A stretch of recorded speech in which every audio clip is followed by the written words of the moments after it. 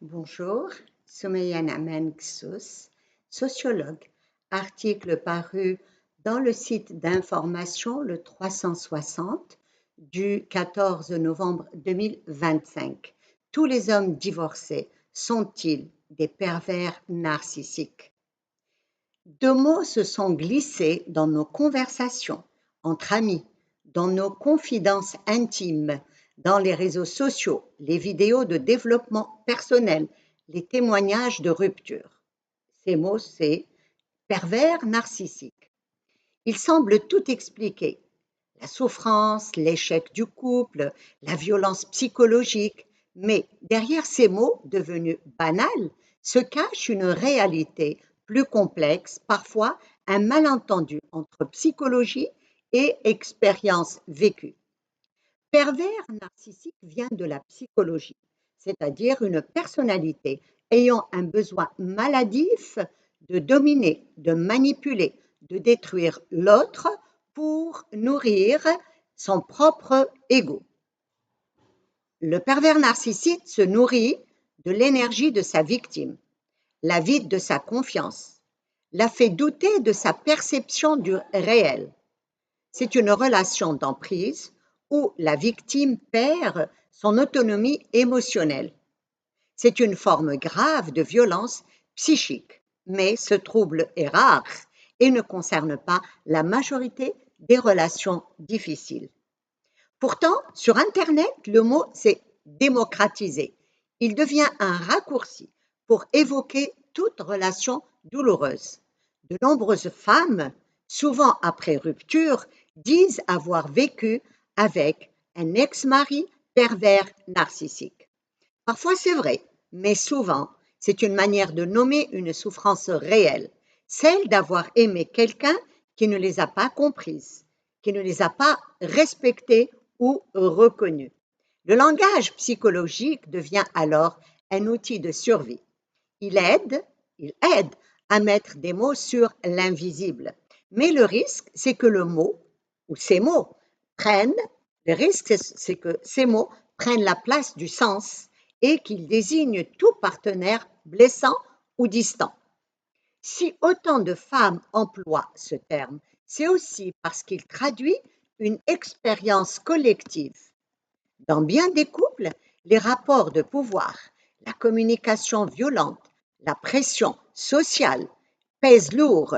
Quand une femme se sent dévalorisée, ignorée ou trahie, pervers narcissique devient un cri. Il m'a détruite. Ce n'est pas un diagnostic, mais une revendication de dignité.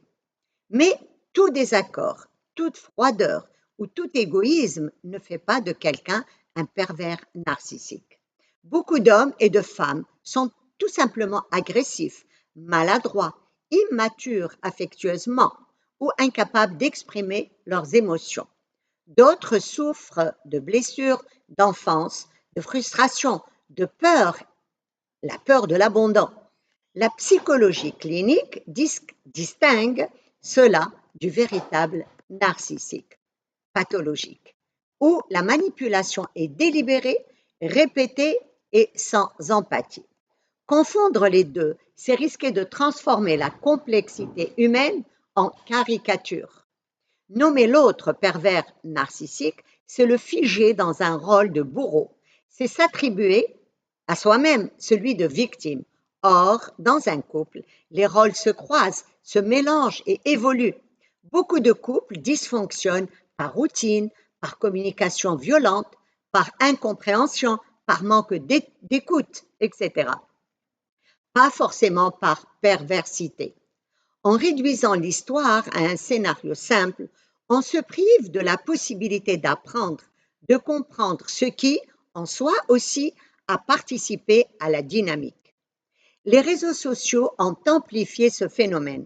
Des influenceurs et influenceuses, des coachs relationnels, souvent sans aucune formation, multiplient ces diagnostics simplistes.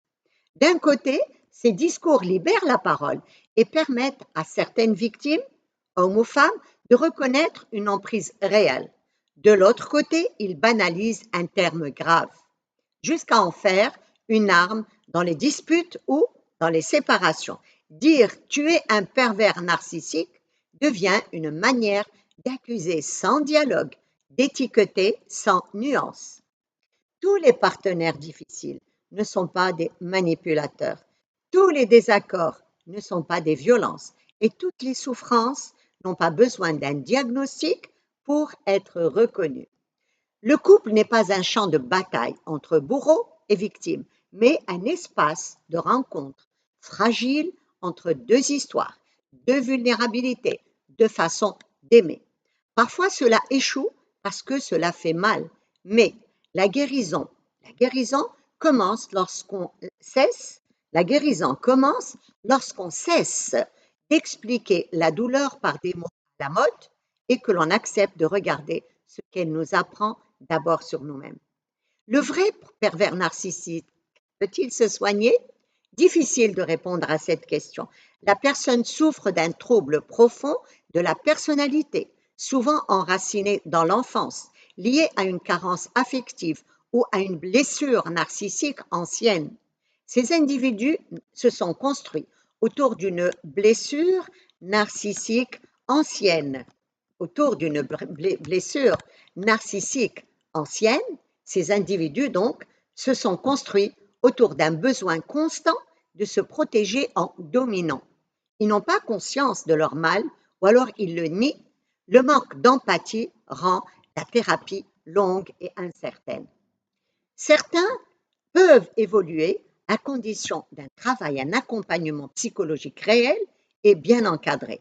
Cela demande d'abord que la personne reconnaisse la souffrance qu'elle inflige aux autres ou à l'autre, ce qui suppose déjà un minimum de culpabilité et d'introspection, chose qui est rare, mais qui reste possible.